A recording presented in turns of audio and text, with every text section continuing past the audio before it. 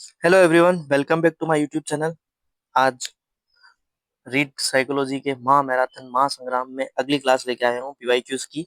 अब 30 प्रश्न अपन वापस पुनः से सॉल्व करेंगे। जो कल की क्लास हुई थी वो उस क्लास को आपने बहुत अच्छा शेयर किया। आप आगे भी इस प्रकार शेयर करते रहें और लाइक सब्सक्राइब करते रहें। धन्यवाद। अब शुरू करते हैं अपन क्वेश्चन नंबर 1 से। मस्तिष्क की संरचना तथा कृत्यों में विभेद का परिणाम होता है। यहाँ देखिए, अधिगम अक्षमता के एक प्रकार के बारे में बात की जा रही है। डिस्लेक्सिया यहाँ सही होगा, क्योंकि डिस्लेक्सिया जो होता है वो पठन के बारे में है, और जो कृत्य है और जो संरचना है वो किस में आएगी? पठन के अंतर्गत आएगी। नेक्स्ट क्वेश्चन की तरफ बढ़ते हैं अपन। जिन बालकों की बुद्धि लब्धि साधारणतः उन्हें मानसिक न्यूनता ग्रसित श्रेणी में रखते हैं। देखिए, 70 से ऊपर, 70 से कम, 80 से 100 के बीच। यहाँ देखिए, 80 से 100 के बीच जो होगा वो क्या होगा? जनरल बालक होगा। कौन होगा? जनरल बालक होगा। तो यहाँ ऑप्शन नंबर ए सही होगा, 70 से कम, क्योंकि 70 से ऊपर जो होता है वो मंद बुद्धि कहा जाता है। क्योंकि कौन सी कैटेगरी में आता है? मंद बुद्धि कैटेगरी में आता है। ठीक है, नेक्स्ट क्वेश्चन की तरफ बढ़ते हैं अपन। बच्चों में अमूर्त प्रत्ययों को ग्रहण करने की योग्यता होती है प्रतिभाशाली बालक में। गॉड गिफ्टेड जिन्हें कहा जाता है, कौन से बालक कहते हैं इनको? गॉड गिफ्टेड बालक कहा जाता है, क्योंकि ये बालक जो होते हैं, इसमें कह रहा है कि अमूर्त प्रत्यय। अमूर्त प्रत्यय वो प्रत्यय होते हैं जो आपके सामने नहीं होते हैं, उनके बारे में आपको कल्पना करनी पड़ती है, सोचना पड़ता है, विचार करना पड़ता है। वो प्रत्यय जो होंगे वो क्या कहलाएंगे? आपके अमूर्त प्रत्यय की कैटेगरी में आएंगे। और जो अमूर्त प्रत्यय होते हैं वो ग्रहण करने की क्षमता जो होती है वो किस बालक में होती है? प्रतिभाशाली बालक में होती है, क्योंकि मानसिक रूप से पिछड़े बालक नहीं कर पाएंगे, पिछड़े हुए बालक भी इन चीजों को नहीं कर पाएंगे। तो आपका आंसर क्या हो जाएगा? बी, प्रतिभाशाली। Next question. तनाव को कम करने के अप्रत्यक्ष ढंग क्या कहलाते हैं? तनाव को कम करने के अप्रत्यक्ष ढंग क्या कहलाते हैं? रक्षात्मक यांत्रिकता, इसे रक्षात्मक युक्तियां भी कहते हैं। रक्षात्मक युक्ति भी कहा जाएगा। नेक्स्ट प्रश्न है आपका। निम्न में से कौन सी सामाजिक रूप से वंचित की समस्या नहीं है? सामाजिक रूप से वंचित बालक की समस्या नहीं है, ये पूछ रहा है। नहीं है। सीखने के लिए प्रेरणा का भाव, है ना, अभाव होगा इसमें। सृजनशीलता को पोषित करने का अवसर न मिल पाना, रहने के स्वास्थ्य परिवेश, विद्यालय के पश्चात पूर्व वातावरण का सामना करना, इसमें ऑप्शन नंबर सी सही होगा, क्योंकि रहने के स्वास्थ्य परिवेश जो होते हैं वो इसके अंदर शामिल नहीं होते। शिक्षण प्रक्रिया में विद्यार्थी है आश्रित चर, स्वतंत्र चर, मध्यस्थ चर, या इनमें से कोई नहीं? तो यहाँ आपका आंसर हो जाएगा अ, आश्रित चर होते हैं। कौन से चर होते हैं? आश्रित चर होते हैं। निम्न में से कौन, सॉरी, अगला प्रश्न पढ़ते हैं अपन। निम्न में से कौन सा मूल्यांकन का प्रकार नहीं है? ठीक है, यहाँ क्या पूछ रहा है? ये मूल्यांकन का प्रकार नहीं है। निम्न में से मूल्यांकन का प्रकार नहीं है, तो इसका आंसर हो जाएगा आपका मानक, क्योंकि निर्माणात्मक, योगात्मक, सीसीई मूल्यांकन के प्रकार कहे जाते हैं। ठीक है, एनसीएफ 2005 बल देता है, किस पे बल देता है? एनसीएफ 2005 लर्निंग बाय डूइंग पे बल देता है। किस पे देता है? लर्निंग बाय डूइंग, करके सीखने पर। एनसीएफ पे 2005 कहती है कि बालक को अधिक से अधिक क्या दिया जाना चाहिए? अधिक से अधिक उसे अवसर दिया जाना चाहिए कि वो खुद करके सीखे। लर्निंग बाय डूइंग जिसको कहा जाता है। निम्न में से कौन सा मूल्यांकन के त्रिकोण का भाग नहीं है? मूल्यांकन के त्रिकोण होते हैं, मूल्यांकन के क्या होते हैं? त्रिकोण होते हैं।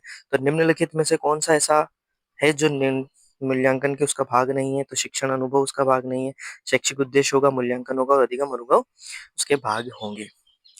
नेक्स्ट प्रश्न है आपका। आरटी 2009 के अनुसार शिक्षक हेतु प्रति सप्ताह कार्य घंटे कितने होते हैं? बहुत ही अच्छा सवाल है। आप बताइए, 40 घंटे, 42 घंटे, 45 घंटे, 48 घंटे?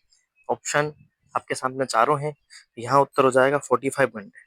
कितने? एक सप्ताह में कितने घंटे पढ़ाया जाता है शिक्षक के द्वारा? 45 घंटे पढ़ाया जाता है। नेक्स्ट प्रश्न है आपका।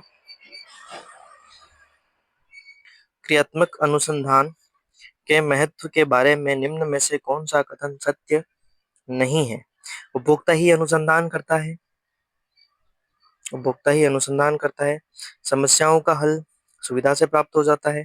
समस्याओं का हल अभ्यास में ले जाया जाता है और उसका मूल्यांकन नहीं किया जाता। इनमें से कोई नहीं, तो यहाँ कौन सा हो जाएगा? स हो जाएगा। तर्क जिज्ञासा तथा परीक्षण, सॉरी, तर्क जिज्ञासा तथा निरीक्षण शक्ति का विकास होता है। कौन सी आयु में होता है? कौन सी आयु कही जाएगी यहाँ पे?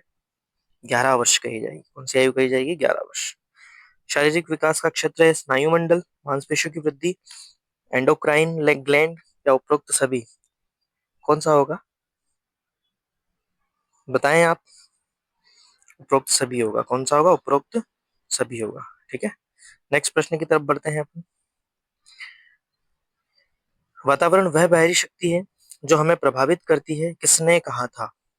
वातावरण जो है, एनवायरनमेंट है, वो बाहरी शक्ति है जो हमें क्या करती है? प्रभावित करती है। ये कहने वाले मनोवैज्ञानिक कौन है?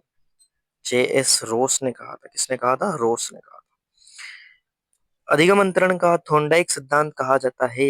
बहुत ही अच्छा क्वेश्चन आपके सामने है। अधिगम अंतरण का जो थॉर्नडाइक का सिद्धांत है वो है अनुरूप तत्वों का सिद्धांत। कौन सा सिद्धांत है? अनुरूप तत्वों का सिद्धांत। इस सिद्धांत को जो है समता सिद्धांत भी कहा जाता है, समानता का सिद्धांत भी कहा जाता है। ठीक है, समता का सिद्धांत भी कहा जाता है, समानता का सिद्धांत भी कहा जाता है। ठीक है, वंशानुगत का सिद्धांत है। औपचारिक नियमों का जो सिद्धांत है वो आपका अरस्तु व प्लेटो का है। सॉरी, समानता का सिद्धांत और ये जो औपचारिक नियमों का सिद्धांत ये है, ये अरस्तु व प्लेटो का है। तो इसे समता का सिद्धांत भी कहा जाता है। ये अरस्तु व प्लेटो का सिद्धांत है। ठीक है, ये वाला और ये वाला। और अनुरूप तत्व का सिद्धांत किसका है? थॉर्नडाइक का है, जिसे समता का सिद्धांत के नाम से जाना जाता है। निम्न में से कौन सा वंशानुक्रम का नियम नहीं है? बताए। Question number 16। समानता, भिन्नता, प्रत्यागमन, अभिप्रेरणा। अभिप्रेरणा नहीं है। की अवस्था तक बालक की दृष्टि व श्रवण इंद्रियां विकसित हो जाती है? कौन सी अवस्था है जहां पे बालक की दृष्टि व श्रवण इंद्रियां विकसित हो जाती है? 8 से 9 वर्ष। 8 अथवा 9 वर्ष। इस अवस्था में बालकों में नई खोज करने की और घूमने की प्रवृत्ति बहुत अधिक बढ़ जाती है। कौन सा काल होता है? उत्तर बाल्यकाल। कौन सा बाल होता है? उत्तर बाल्यकाल। 6 से 12 वर्ष जो एज होती है। ठीक है, पूर्व बाल्यकाल जो होता है 2 से 6 वर्ष होता है। निम्न में से कौन सा उदाहरण अर्जित प्रेरक का है? निम्न में से कौन सा उदाहरण अर्जित प्रेरक का है? देखिए, यहाँ पर दो उत्तर सही होंगे, पुरस्कार और रुचि। ये दोनों क्या है? अर्जित है। तो ये आप लोगों के बोनस वाला क्वेश्चन हो गया। ठीक है, क्योंकि विश्राम जन्मजात है, भूख जन्मजात है, तो अर्जित में पुरस्कार और रुचि है, तो ये आपका बोनस क्वेश्चन हो जाएगा। अभिप्रेरणा वर्णित होती है ज्ञानात्मक जागृति द्वारा, भावनात्मक जागृति द्वारा, अ व ब दोनों या कोई नहीं। अभिप्रेरणा भावनात्मक जागृति द्वारा वर्णित होती है। चिंतन मानसिक क्रिया का कौन सा पहलू है? चिंतन मानसिक क्रिया का ज्ञानात्मक पहलू है। संकेत अधिगम के अंतर्गत सीखा जाता है पारस्परिक अनुकूलन, हाँ, पारंपरिक, वातावरण, दैहिक। पारस्परिक अनुकूलन सीखा जाता है। क्या सीखा जाता है?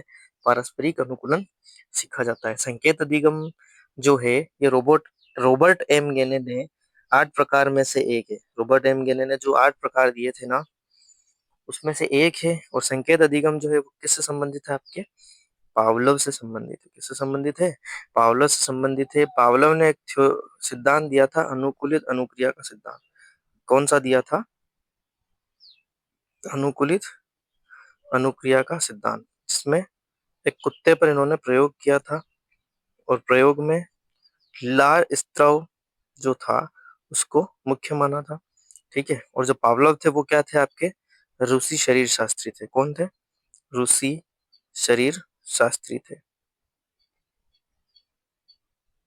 ठीक है, चलिए अगले प्रश्न की तरफ बढ़ते हैं। व्यक्तिगत भेद पाए जाते हैं बुद्धि स्तर में, अभिव्यक्ति में, गतिवाही योग्यता में। तो यहाँ आंसर हो जाएगा आपका उपयुक्त सभी में। चिंतन प्रारंभ होने के लिए क्या आवश्यक है? पूर्वानुभव आवश्यक है।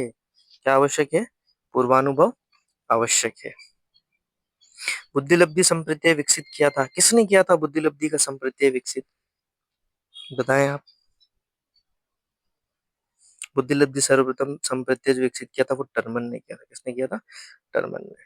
बाह्य अभ्यास के आधार पर व्यक्तित्व का वर्णन कहा गया है। बाह्य आभास के आधार पर व्यक्तित्व का वर्णन जो होता है वो क्या कहा गया है? सतही दृष्टिकोण कहा गया है।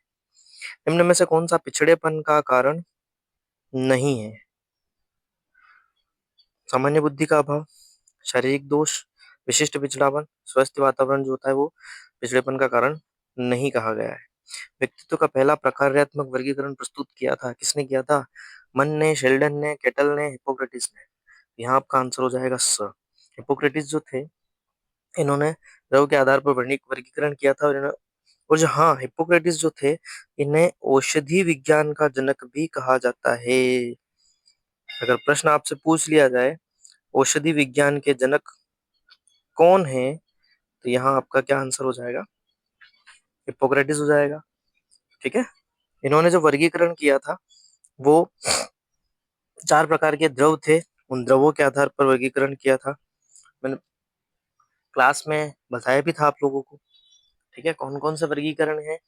ब्लड के आधार पे, पीला पित्त के आधार पे, है ना, काला पित्त के आधार पे, इन इस प्रकार के 4 द्रव पाए गए थे, उन द्रवों के आधार पर इन्होंने वर्गीकरण किया था। और जो आपके शेल्डन हुए, उन्होंने रचना के आधार पर वर्गीकरण किया था। शेल्डन ने किसके आधार पर किया था? रचना के आधार पर वर्गीकरण किया था। केटल ने एक 16 पीएफ फैक्टर जारी करी थी, जिसमें 2 प्रकार के बताए थे, और सतही शील गुण और विशेष विशेष शील गुण के आधार पर इनको वर्गीकृत किया था। क्वेश्चन देखिए नेक्स्ट। सामान्य तथा विशिष्ट कारक सिद्धांत का प्रतिपादन किसने किया? स्पीयरमैन ने। जी फैक्टर और एस फैक्टर, जनरल फैक्टर और स्पेसिफिक फैक्टर। प्रगतिशील प्रगतिशील परिवारों में बच्चों में अपेक्षाकृत कौन सा प्रेरक अधिक प्रबल होता है? संबंधन, जिज्ञासा, उपलब्धि, आक्रामकता? कौन सी होगी? उपलब्धि। क्योंकि उनकी जो उपलब्धि होती है वो बच्चों को क्या करती है? मोटिवेशन देती है, अभिप्रेरित करती है। ठीक है, आज की क्लास में बस इतना ही। थैंक यू, मिलते हैं नेक्स्ट क्लास में। आने वाली जो एग्जाम होगा उस एग्जाम तक आप लोगों को मेरा प्रयास रहेगा कि मैं अधिक से अधिक पीवाईक्यूज करवाऊं, ताकि आप लोगों को बेनिफिट हो सके। Thank you.